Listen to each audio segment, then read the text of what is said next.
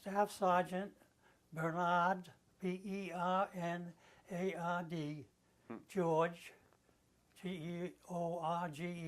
Anthony is my Christian name, and Kenahan, Kenahan. That's the last name, Kenahan. What is your birthday? September 10th, 1931. And where were you born? On a kitchen table in my grandmother's house in Providence. Providence? Yeah. And tell me about your family when you were growing up, including your siblings. You said that you have... When I first was born, I had the cord wrapped around my neck, so I was purple. And I had two aunts that wanted to be godparents to me. You told me that you have two other brothers who served in Korea? Yeah. What's their name? David. Walter. And? Kenahan. Yeah. And the other one? Robert. Robert? Robert, yep. R-O-B-I-N. No, R-O-B-E-R-T. Robert. Robert, okay. No, that's robot, is O-T. R-O-B-O-T. It's Robert. Okay. B-E-R-T. David and Robert. Yep. Yep. And these two other brothers who served in the Korean War. The only two that are left out of the 15. Yeah. And tell me about the school you went through. I went to the Lakewood Grammar School, which was grade 1 through 6. Yep. And then when I completed that, they got rid of me because I was a little bit troublesome. And I went to Aldridge Junior High School. Robert Junior High School? Aldridge, A-L-D. Okay, Aldridge. R-I-C-H. Junior High School. Yeah. And when did you graduate? From, that was the 7th to the 12th. That was, and I graduated in 1949. And I was the only boy in the commercial course, and there was 40 other girls. After graduation, I worked in a lumber company in the office. In order for me to do that, of course, I was only 18. I didn't have a car, so I used to have to walk the railroad tracks, which is from my house in Lakewood. It's Warwick now, Rhode Island, and go to Cranston to the lumber company, which is probably a 15-minute walk. And I stayed there until I got my notice when I was 21 years old to report to the Fields Point, which was a shipyard where they used to make the Liberty ships.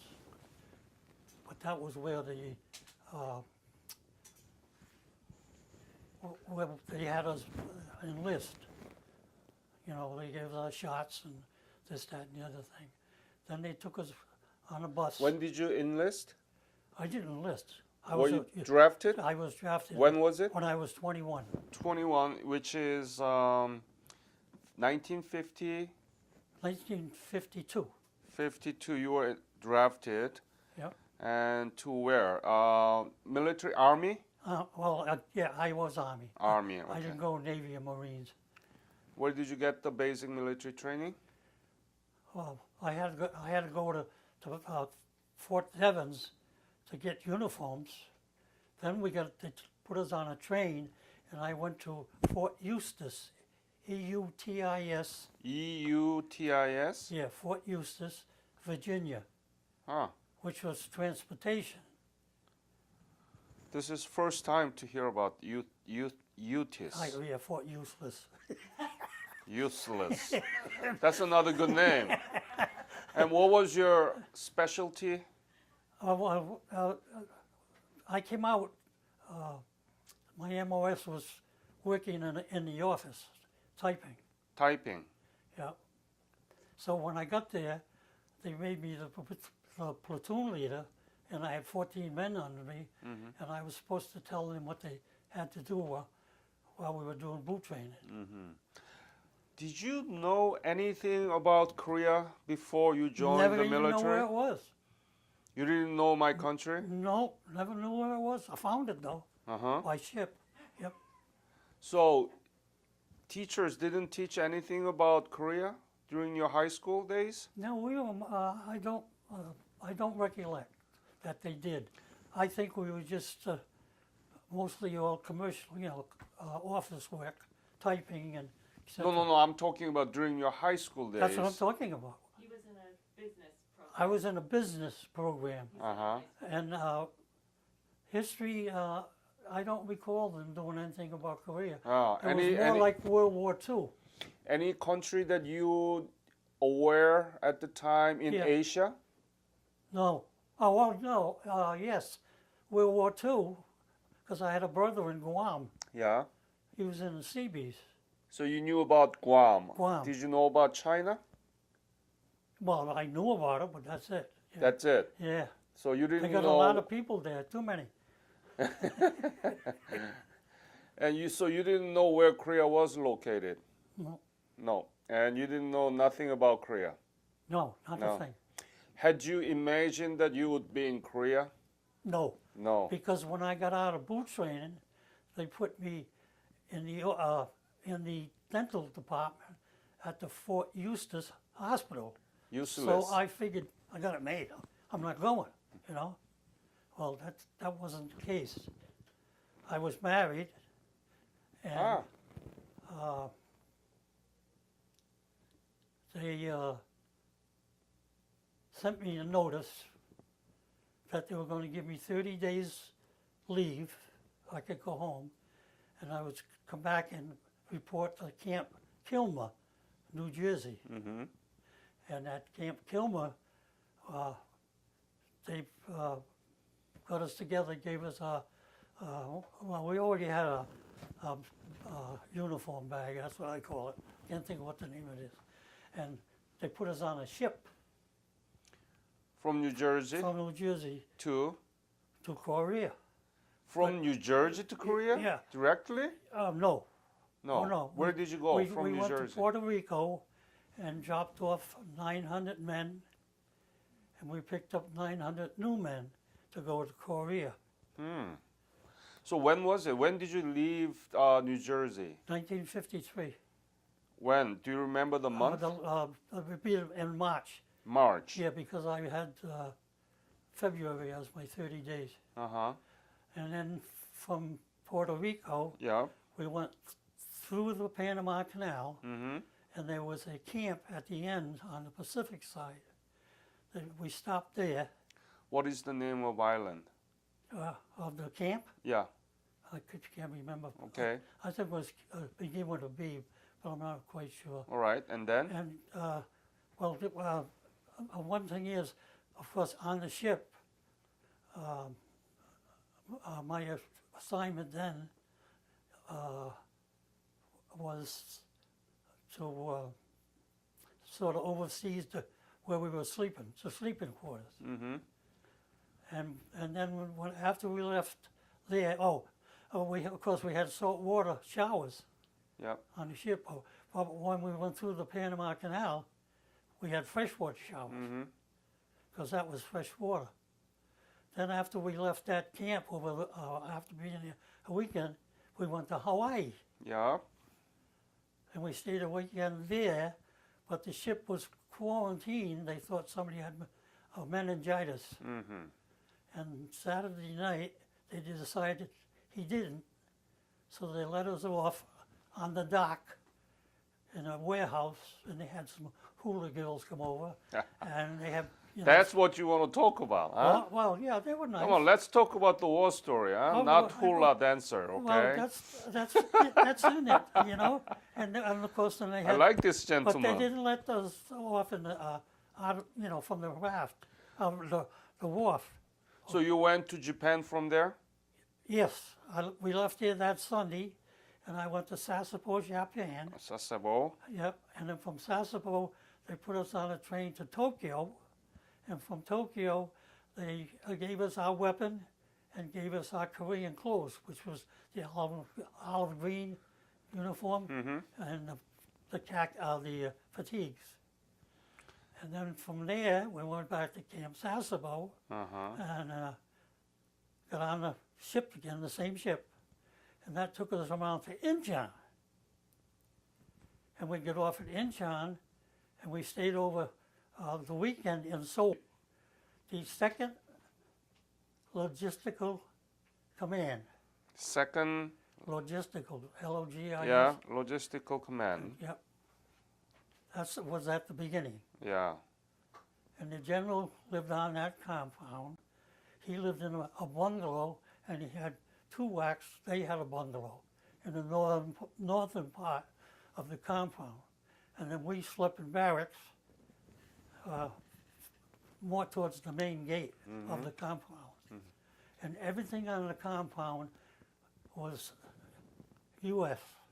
Quonset huts, regular bathrooms. I got to know them, so instead of living in a barracks where I had to get up for reveille, I went and lived in a movie house, up in a projector's room. I had my own little place up there, and I was entitled to not three meals. I had the four: breakfast, dinner, supper, and midnight, if I wanted it. No lunch. Oh yeah, I called that dinner. Okay. And then I call. You call lunch dinner? Yeah, and I call. Right. And I call dinner supper. Supper. That's what it was when I grew up in 1931. So what did you eat for midnight? What did I eat? Yeah. Whatever they had there, whatever I wanted. Sea ration are you talking about? Well, sea rations. They were up north. We had stateside meals. You are lucky. Very lucky. And So- being in the orderly room, I had the use of the any vehicle I wanted to take. You were married. Did you write letter back to your Oh, wife? yes. Were there any dangerous moments during your service Yes. in Korea? Tell me about it. When Sigmund Rhee decided to let the prisoners Yeah. out, that was the extreme moment. So we had to man weapons around the compound. I was behind a 30 caliber, sitting there because we didn't do nothing. But in the warehouse, one of the guys gave me an air mattress in case I had to go out in the rice paddy, so I wouldn't have to sleep on the ground. That's a dangerous moment? What, to go out in the rice paddy? Yeah. That's, well, the next one was when Pusan burned down. Burned down by Well, whom? Pusan 5, by somebody in the ramshackles, cardboard, tin shacks. That's what they lived in. At that time, they didn't have anything modern at all. And of course, when they went to the bathroom, well, I guess you don't want me to tell you how they No, did. no, thank Okay. you. Let's stop there. The So, honey bucket? yeah, honey bucket. Yeah, you remember the honey bucket? I don't, but I wasn't born at the time, And the okay? So- A-frame? A-frame, yes. But that's the story that That's how we many got our, other... That's how we got our knapsacks, the A-frame, Yeah. I think. What was the most difficult thing during your service in Korea? The most difficult? Yeah. My first sergeant asked me if I ever pulled the guard while I was there, and I said no. And he says, how come? I said, I have a medical slip. He said, you do? I said, yes. He said, where is it? I said, well, I don't have it. He said, well, you go back to the 12th General Dispensary and get one. So I went back and I got one, and I handed it to him. He looked at it. He went into the commanding officer. He come back out, and because he was regular Army and I was U.S., and he wasn't too fond of people being drafted. I didn't volunteer. So he said to me, well, you got your medical slip, but you are going to serve one night as guard. I was corporal then. He says, so you'll be corporal of the guard in the guardhouse. I didn't have to do any patrolling. And the officer, the guard that night was the CEO's assistant. He was a Lieutenant Keneally in the office, which we used to drink together in the warehouse. And he come in and he said, "Oh, they did get you." I said, "Yeah. First Sergeant made me pull guard for the one night." He says, "Okay, well, that's okay." He says, "Just sit here. Don't go anywhere. Just sit. If anything happens, you can let me know. I'll be over at the officers club." So, no, he'd be at the warehouse because I don't think he went to the officers You are club. very spoiled. I was driving a Jeep in Busan, and I was coming back to Hialeah compound. It was raining, and my Jeep, I had to put on the brakes or something, and my Jeep took off. You know, when you put on the brakes, it took off on the railroad tracks because I was actually on the railroad track, and I went to the right onto the supposedly muddy sidewalk, which were the Korean people. And when the Jeep stopped, there was a Korean woman who was pregnant in front of me, and she fell down. I don't know I don't think I hit her.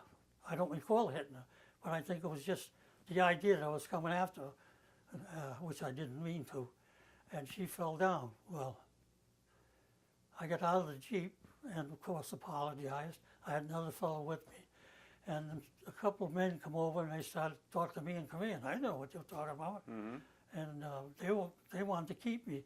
And just about at that time, a Jeep come up with two MPs, military police. They stopped and they asked me what was going on, and so he said, "Well, tell whoever you can that you're going to come with us." And he said, "When we get to the circle, I have to go to the right." He said, "You go back to the compound." I said, "Okay." That's the end of it. Okay. Have you been back to Korea? No, I wanted to, but I didn't have You the want money. to? I Oh, didn't have the plane fare. I knew when I got there, it was all free. You Korean people have been tremendous with us. I belong, like I say, I belong to the Korean War Veterans, Chapter 3 in Gloucester, and you have invited us to all your cookouts and your parties, both Rhode Island and Massachusetts, and they've given us medals. Bernard, did you have any contact with your brothers in Korea? Were you No. there at the same time? No, I was in there from 1953 to 1954. My youngest brother was there from 1956 to 1958. Well, I'm sorry. He was there better than 14 months, because he come home when my father died, and he got home the day after. But that's another story. And then my other brother was on the USS Antietam, the aircraft carrier, so I never got to see him. I see. But he was in the Korean waters. You know, 3 brothers from one family serving in Korea. Korea. That's so And 3 amazing. brothers in World War II. Yeah. So that's 6 out of the 8. The other 2 weren't eligible to serve. Wow. That's amazing. Bernard, I heard that you stayed with some monks when you were in Korea. Did you go to a monastery? I went to a monastery, yes, up on the mountain, yeah. How did that happen? How did you get invited, or how did you No, I find... just took the Jeep, because I went down to the motor pool and told him right? in Busan. I told him I'm going to take the Jeep, and another fellow and I went up to the monastery, but there was nobody there. And do you have any question? Not that I can think of. How about you? No. Oh, when I had the Busan fire, there was 4 of us walking down the main street to make sure that nothing happened, and I saw a dead baby naked. But I'm walking here, and one of the guys says to me, "Your hat's on fire." I says, "You're kidding me." He says, "No, I'm not kidding you. Your hat's on fire." I said, "You sure?" He says, "Yeah, take it off and look." So I took it off, and a charcoal from one of the embers had landed in my hat, and it was on fire. And it was almost burnt through to my head. So I thus I put it out, and we continued. See, another lucky.